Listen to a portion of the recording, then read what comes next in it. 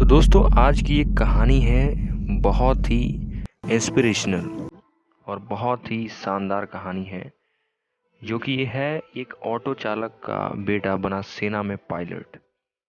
तो देखिए ये कहानी है रोहित कुमार की, जो सभी देश के जितने भी नौजवान हैं उनके लिए ये आदर्श से कम नहीं है। वह हर मुश्किल परिस्थिति में भी अपनी क्षमताओं को सिद्ध करते रहे और भारतीय रक्षा बल में एक शानदार करियर बनाया। तो यदि तुम सूर्य की तरह चमकना चाहते हो तो पहले उसकी तरह तपना सीखो।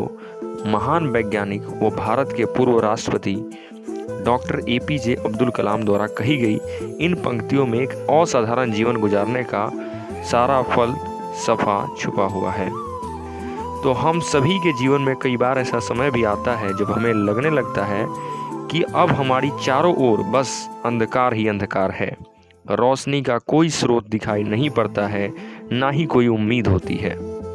तो जब जीवन हमारी परीक्षा लेता है और हर वो पैंतरा आजमाता है जिसके सामने हम घुटने टेक दें, हार मान लें, तो डॉक्टर अब्दुल कलाम ऐसे ही समय की बात करते हैं। वो कहते हैं कि अगर तुम्हें प्रकाश करना है तो ऐसे वक्त में स्वयं को सूरज की तरह जलाओ, डटकर हर मुश्किल का सामना करो और फिर देखो कि जीवन में कैसा प्रकाश होता है। चलिए आज हम आपको ऐसी ही एक युवक की कहानी सुनाते हैं। वह युवक जो हमारे देश के सभी नौजवानों के लिए एक आदर्श से कम नहीं है, जो लाख मुश्किल परिस्थितियों में भी सदैव ही अपनी क्षमताओं को सिद्ध करता रहा, जिसने भारतीय रक्षा बलों में एक शानदार करियर बनाया। ये कहानी रोहित कुमार सिंह की है। ये गलत नहीं होगा यदि हम रोहित को सफलता का प्रतीक कहें।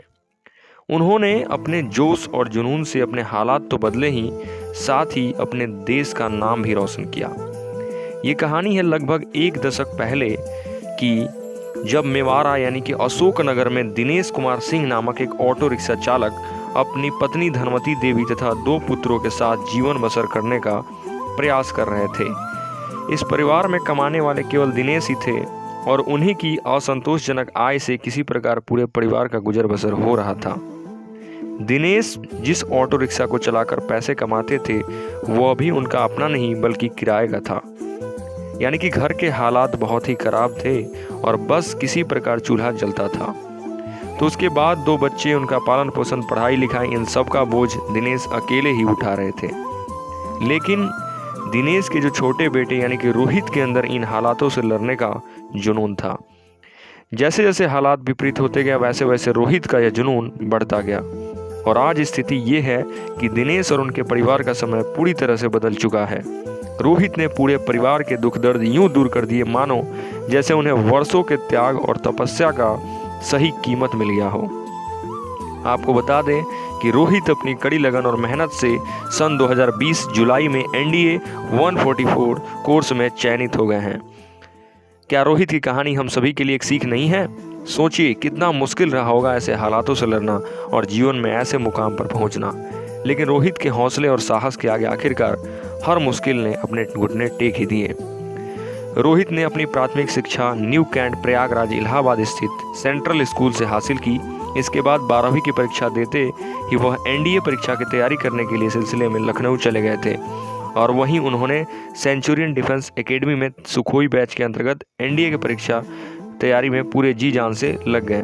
और इसके बाद रोहित ने एनडीए के एग्ज़ाम को जो जुलाई में 2020 में अपनी जगह दी और यह 4 FSB वाराणसी के रिकमेंडेशन द्वारा संभव हो सका।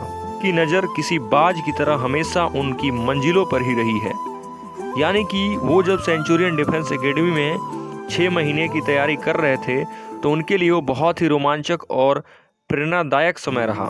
रोहित अपने स्वर में यह अनुभव साझा करते हुए बताते हैं कि कैसे उनके बड़े भाई ने हर एक कदम पर उनका साथ दिया, उत्साह बढ़ाते रहे।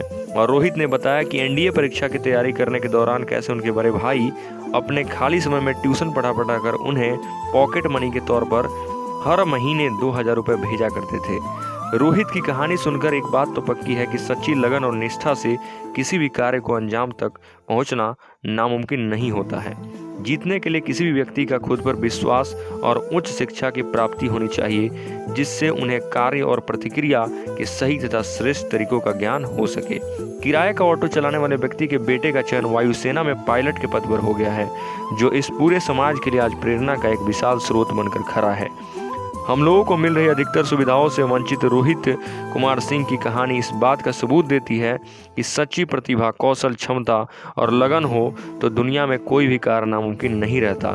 जैसा कि महान हिंदी कवि दुष्यंत कुमार ने कहा है कि कैसे आकाश में सुराख हो नहीं सकता, कैसे आकाश में सुराख हो नहीं सकता, एक पत्थर तो तबीयत से उछालो यारों। तो दोस्तों, आज की कहानी आप सभी को कैसी लगी कमेंट करके ज़रूर बताएं, और कहानी अच्छी लगी तो वीडियो को लाइक कीजिए और दोस्तों को फटाफट से शेयर कर दीजिए। जय हिंद।